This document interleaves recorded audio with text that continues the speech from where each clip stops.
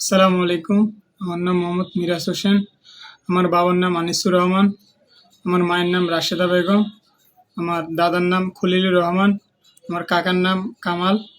আমার বড় ভাইয়ের নাম মিলন এবং ছোট ভাইয়ের নাম কাশেম।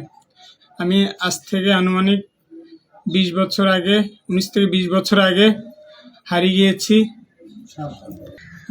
আমার আসলে আমি যখন হারিয়ে যাই আমার আনুমানিক বয়স তখন 5 কি 6 বছর। আসলে ও তো আমার যতটুকু খেয়াল আছে আমি আমার বাবার সন্ধানে আমি এবং আমার 2 ভাই, বড় ভাই এবং ছোট ভাই এবং মায়ের সাথে আমি আমার বাবার সন্ধানে যাই। আমার যতটুকু স্মরণ আছে আমার বাড়ির পাতারহাটে। পাতারহাট থেকে আমি প্রথমে লঞ্চে করে মধুচৌধুরী ঘাটে যাই। মধুচৌধুরী ঘাট থেকে আমি তারপরে বাসে করে চট্টগ্রাম অনেকটা পথ জার্নি হয়েছে, লঞ্চে কিছুটা জার্নি হয়েছে, তারপরে বাসে কিছুটা জার্নি হয়েছে। যার কারণে আমার মা এবং ভাই ওরা বাসে ঘুমিয়ে গিয়েছে। বাস আস্তে আস্তে চট্টগ্রামে আমার যতটুকু মনে করে অলংকার কিংবা নতুন ব্রিজের দিকে আসার পর, তো আমি ছোটোবেলা তো সবাই একটু দুষ্টু প্রকৃতির থাকে, তো আমি আমার ভীষণ পশ্চাৎ হচ্ছে। তো আমি মা এবং ভাইকে না ডাকি, ওনাদেরকে ডাক না দিয়ে আমি কি করছি বুটুর করে প্রস্রাব করতে নামে গেছি। তারপর প্রস্রাব করে যখন বাসে উঠতে গেছি আমি আর বাসে উঠতে পারি না, বাস ছেড়ে দিছে। তো এরকম করে রাস্তায় মা করে কান্নাকাটি করতেছি। এভাবে করে এক লোক থেকে আরেক লোক। কোন জায়গায় আপনি কান্না করতেছিলেন? সেই স্থানটা চট্টগ্রামের কোন জায়গায়? যতটুকু মনে করে চট্টগ্রামের নতুন ব্রিজ হবে, জি, ওখানে কান্নাকাটি করতেছিলাম। তো কান্নাকাটি করার পর এক লোক থেকে আরেক লোক, একজনের মাধ্যম থেকে আরেক মাধ্যম, এরকম করতে করতে এক পর্যায়ে এক ভদ্রলোক আমাকে পায়। এই ভদ্রলোক পেয়ে চট্টগ্রামের কোতোয়ালি থানাতে দেয়। কোতোয়ালি থানার থেকে আমাকে অপরাধ বাংলাদেশ নামক একটা এনজিও আছে, বেসরকারি এনজিও সংস্থা যারা প্রতিশোধীদেরকে নিয়ে কাজ করে, ওই এনজিও সংস্থার একজন ভাইয়া আমাকে ওখান থেকে রিসিভ করে আর কি 2005 সালে। তো তখন আমাকে রিসিভ করার পরে আমাকে ওরা আশ্বস্ত করে যে তুমি এখানে থাকো, যেভাবে হোক আমরা তোমার ফ্যামিলি খুঁজে বের করব।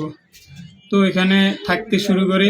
থাকতে থাকতে একটা পর্যায়ে ওনারা একবার কক্সবাজার ফ্যামিলি খুঁজে পায় না। তারপরে 2012 সালে আমাকে এই পাতারহাট মেহেন্দিগঞ্জ ইউনিয়ন পরিষদে জানানো হয় এবং মাইকিং অ্যানাউন্স করা হয়, কিন্তু দুর্ভাগ্যবশত তখন আমার বাড়ির ঠিকানা পাওয়া যায় না।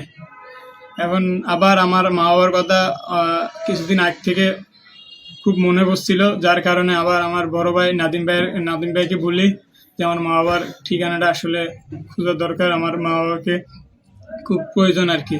মা বাবা ছাড়া আমি আসলে মা বাবার আদর স্নেহ থেকে সব কিছু থেকে এখন বঞ্চিত হচ্ছি, বিভিন্ন কাজকর্ম থেকে আমি বঞ্চিত হচ্ছি আর কি। এখন আমার শুধু এতটুকু মনে আছে, আমার বাবা মার নাম, মার নাম, ভাইয়ের নাম, যা যা বললাম এগুলো মনে আছে, আর পাতারহাট এতটুকু মনে আছে। গ্রাম কিংবা আমার বংশ পদবী কোনো কিছুই আসলে স্মরণে নেই, তখন আমার বয়স খুব ছোট। আপনাদের সকলের কাছে আমার আকুল আবেদন থাকবে যে আপনারা যদি আমার মা বাবা এবং ভাইয়ের কোনো সন্ধান পেয়ে থাকেন বা আমার ভিডিও যদি তাদের কাছে গিয়ে থাকে, আমি অবশ্যই আপনাদের কাছে আকুল আবেদন জানাবো যেন আমাকে আপনাদের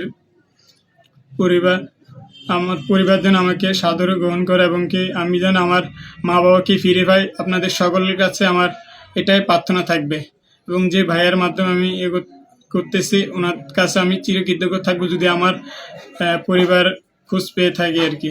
তাই সকলের কাছে আমি দোয়া করবো আমি যেন অতি শীঘ্রই আপনাদের মাধ্যমে যেন আমি আমার পরিবারের ঠিকানা খুঁজে পাই। আসলে 1-2টা বছর না, আজকে 19-20টা বছর আমি আমার মা বাবার স্নেহ ভালোবাসা থেকে বঞ্চিত। আপনারা সবাই চেষ্টা করুন যেন আমি আমার মা বাবাকে খুঁজে পাই। ধন্যবাদ।